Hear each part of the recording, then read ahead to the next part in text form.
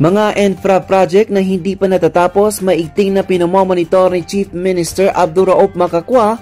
BARM offices binigyan ng 3 araw deadline para makapagsumiti ng status report. Pinasusumiti ni BARM Chief Minister Abdurraouf Makakwa ng status report ng kanilang infrastructure projects ang lahat ng Minister's Office at agencies ng BARM government sa loob lamang ng 3 araw.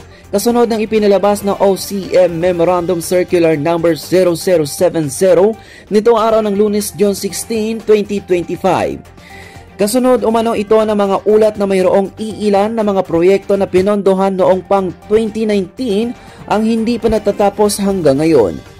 Ang hakbang umano na ito ay bahagi ng ipinaigting na monitoring effort na ipinatutupad sa ilalim ng Bangsamoro Task Force on Infrastructure Project na nilikha ni Chief Minister Abdurraouf Makakwa sa bisa ng Executive Number 004/2025 na layuning alamin ang aktwal na kalagayan ng mga proyekto ng BARM sa iba't ibang lugar. Dahil rito, inatasan ni Makakwa lahat ng tanggapan sa BARM na magsumiti ng kanilang Infrastructure Project Status Report hanggang June 19, 2025.